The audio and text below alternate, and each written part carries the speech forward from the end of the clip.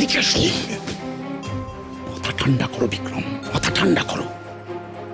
তুমি খুব ভালো করে জানো মাথা গরম করে কোনো কিছু সলিউশন হয় না। সলিউশন? সলিউশন কি করে হবে ড্যাড? প্রবলেমটাকেই তো তুমি বাড়িতে এনে তুলেছো। তার থেকে অনেক বড় প্রবলেম এখন আমাদের মাথায় আছে।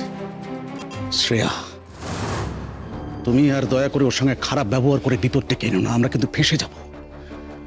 না না, ওদের সঙ্গে শত্রুতা সামাল দেবার ক্ষমতা কিন্তু আমার নেই। তার উপর আবার ওই নন্দা। কি বলতে চাইছো তুমি? তাহলে কি এখন থেকে আমায় নন্দাকেও ভয় পেয়ে থাকতে হবে? হ্যাঁ হবে, প্রয়োজন পড়লে তাই হবে। তুমি না দয়া করে নিজের মাথাটা খাটিও না তো। যা বলছে সেটা করো। যাও যাও, গিয়ে নন্দার কাছে ক্ষমা চাও, গিয়ে যাও। Never dad. এদিকে এসো। শোনো, একবার তো জেলে গেছো, আর যদি জেলে না যেতে চাও যেটা বললাম সেটা করো। ক্ষমা তোমাকে চাইতেই হবে, এছাড়া আমাদের কাছে আর কোনো অপশন নেই।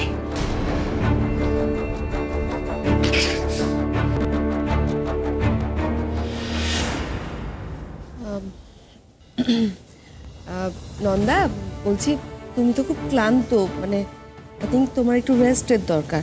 তুমি একটা কাজ করো না, ঘরে যাও, রেস্ট করো, আর আমি একটু খাবার করে পাঠিয়ে দিই। হ্যাঁ, তুমি খেয়ে নিও কেমন? হ্যাঁ মম, আপনারা বিক্রমকে জানিয়েছেন? বিক্রমকে কি জানাবো? আমার প্রেগন্যান্সির ব্যাপারটা।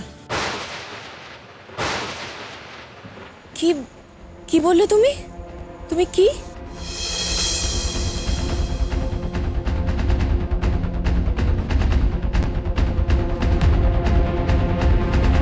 বিক্রম, আমার তোমার সঙ্গে কিছু কথা ছিল।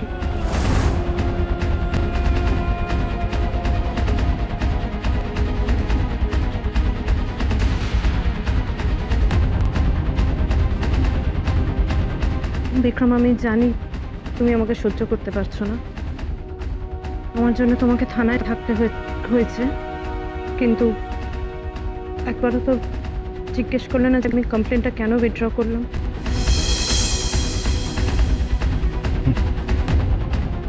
কেন ভয়?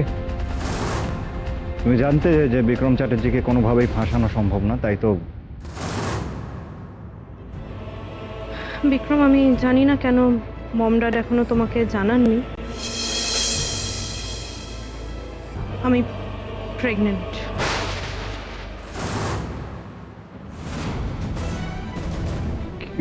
কি কি কি কি বলছো তুমি? বিক্রম, তোমার সন্তান আমার গর্ভে। আমি তোমার সন্তানের মা হতে চলেছি।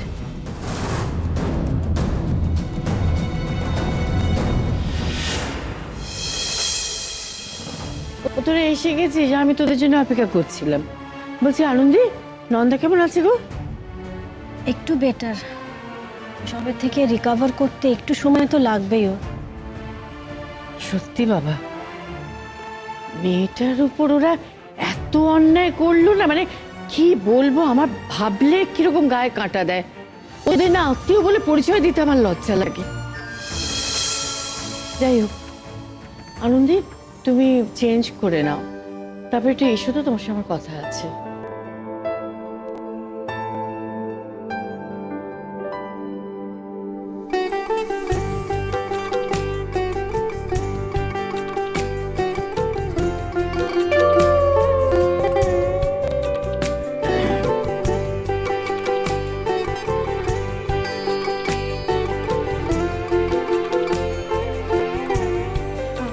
একটু এদিকে আসুন।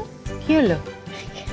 হ্যাঁ, কি কি হলো বলবে তো? আরে এবার আমাকে বলুন তো, চোখের ইশারায় অনুভবকে কি বলছিলেন? চোখে ইশারায় অনুভবকে? আমি ওই, আমি তো কিছু বলিনি অনুভবকে। কিচ্ছু বলেননি আপনি? কিচ্ছু বলেননি? না। আচ্ছা, তাহলে ঠাকুর মশাই এখানে কেন এসেছেন বলুন? ঠাকুরমশাই? ও, ঠাকুরমশাইকে ডেকেছি ওই অনুভবের বিয়ের ব্যাপারে কথা বলার জন্য। কি? অনুভবের বিয়ে? আরে দেখো, আজকালকার ছেলে, ওর হঠাৎ ইচ্ছে হয়েছে যে ও বিয়ে করবে, তো করুক, আমি বারণ করার কি বলো? পিসি, আপনি না এখনো মিথ্যেটা ঠিক করে বলতে পারেন না। বলুন না কি হয়েছে। ঠিক আছে বাবা, বলছি। অনুভব তোমাকে আবার বিয়ে করতে চায়, হলো? কি হঠাৎ এই শখ? এই শখ মানে তোমাদের যখন বিয়েটা হয়েছিল সেটা তো যেমন তেমন ভাবে হয়েছিল, মানে লোকজনকে ডাকা হয়নি, অনুষ্ঠান হয়নি, কিছুই হয়নি। তা ছেলের এখন শখ হয়েছে ঠিক মতো তোমাকে আবার বিয়ে করবে। প্রস্তাবটা আগেই দিয়েছিল, কিন্তু তখন নন্দার ব্যাপারটা নিয়ে এমন সব চলছিল। এখন তো তবু সবকিছু ঠিকঠাক হয়েছে, তাই ভাবলাম ঠাকুরমশাইকে ডেকে বিয়ের দিনক্ষণ ঠিক করে সবকিছু যদি।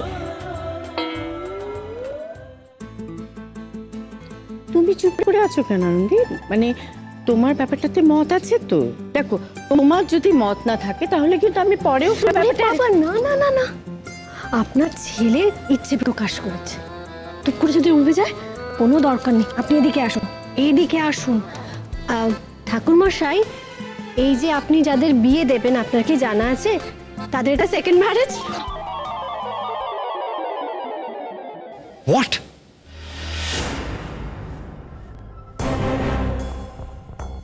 মম, ড্যাড, কি শুনছি আমি? হ্যাঁ, নন্দা প্রেগনেন্ট?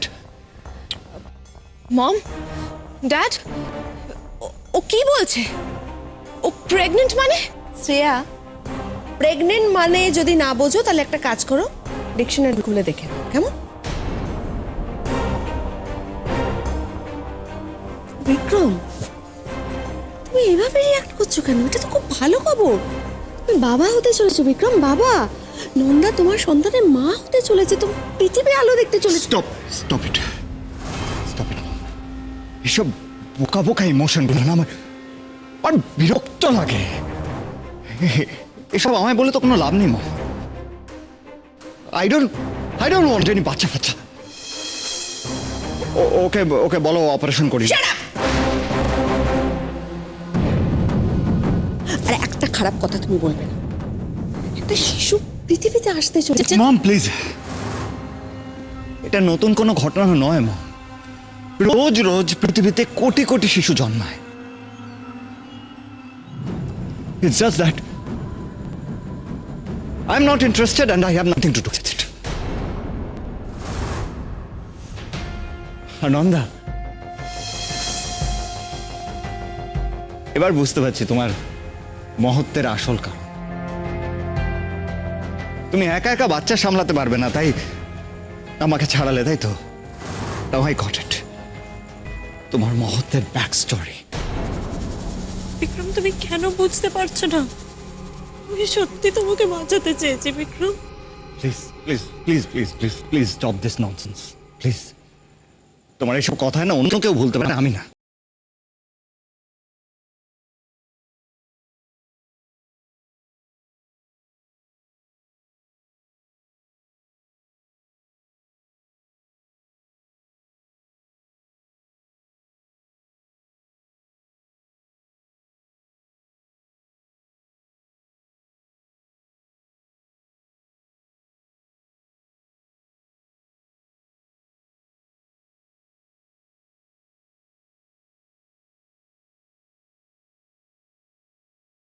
নন্দা,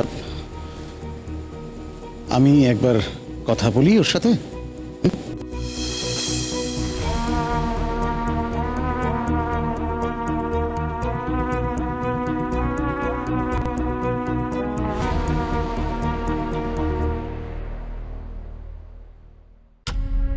বিক্রম,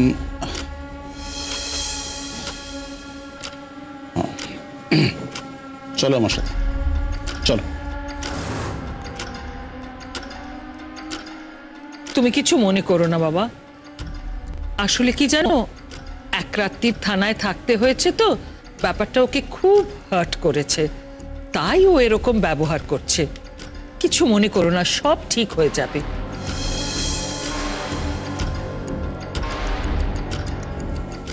নন্দা, একটা কথা বলি, তুমি একদম চিন্তা করো। আরে আমরা তো সবাই আছি, আমরা সবাই মিলে তোমার বাচ্চাকে মানুষ করব। আমাদের বাড়ির সন্তান না? তাছাড়া নিজের সন্তানের কি মায়া, সেটা একমাত্র ডান্না হয়েছে সে বোঝে না। এদিকে এসো তুমি। কি হচ্ছে? চুপ করে দাঁড়াও এখানে। পাগল হয়ে গেছো নাকি তুমি? পাগল হয়ে গেছো? কেন বলছো এইসব কথা? কেন? তুমি বুঝতে পারছো না, নন্দা শুধুমাত্র ওই বাচ্চাটার জন্য কমপ্লেনটা করলো না, আর তুমিও পুলিশের হাত থেকে বাঁচলে।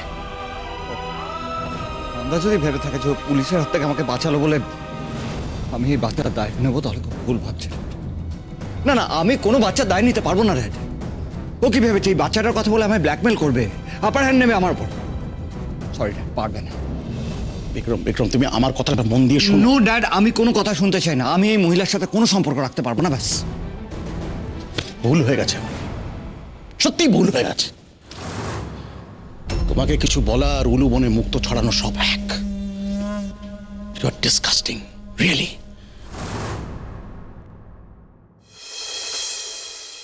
আবার আপনার বিয়ের শখ হয়েছে? হ্যাঁ হয়েছে তো। তো একটু বলুন না, আপনার কি ধরনের মেয়ে পছন্দ? আচ্ছা বলছি, এখানে এসো। বলুন। কি ধরনের মেয়ে পছন্দ? বড় বড় চোখ হবে, গাড়ি চালাতে পারবে নিজে, আর লোককে খুব সহজে বকতে ধমকাতে পারবে অন্যদের, আর আমার 2 হাতের বেড়ের মধ্যে ইজিলি চলে আসবে, আর হাইট ধরো এই 5 ফিট নাথিং। তা বিয়ের আগে কি এটাও পরীক্ষা করে দেখা হবে? হ্যাঁ দিতে হবে তো, আরো আছে। আরো? হ্যাঁ আরো অনেক আছে। ও সুন্দর গান গাইতে পারবে, অনুভব কি হচ্ছে কি? হ্যাঁ, আর এইরকম ভাবে আদর করতে গেলে ছটফট করবে, সহজে ধরা দেবে না। দরজা খোলা আছে। থাকুক, আরে পিসি চলে আসবেন। আসুক, আমাদের দেখলে আপনিই বেরিয়ে যাবেন। বাবা, বাবা চলে এলে? আসুক, বাবাদেরও জানতে হবে ছেলে যখন বড় হয়ে বিয়ে করে নিজের সংসার করে তখন তাদের ঘরে হুটহাট এরকম ঢুকে পড়তে নেই। আর যদি না জেনে থাকে তাহলে আমাদের এভাবে দেখে জেনে যাবে আজকে। আচ্ছা ডাক্তারবাবু বলুন, হঠাৎ আপনার এই ইচ্ছেটা হলো কেন? ইচ্ছেটা হলো কারণ এর আগে তো আমার সেভাবে বিয়ে হয়নি। আমাকে কিডন্যাপ করে বিয়ে করা হয়েছিল জোর করে। ওটা কিডন্যাপ না, কিডিশ। আর তুমি ছেলে মানুষই করছিলে, তাই তো জোর করে বিয়ে করতে বাধ্য হলাম। আমার বড় মুখটা না তখন দেখার মতন ছিল, ভুলে গিয়ে বলছিল বিয়ে করব না।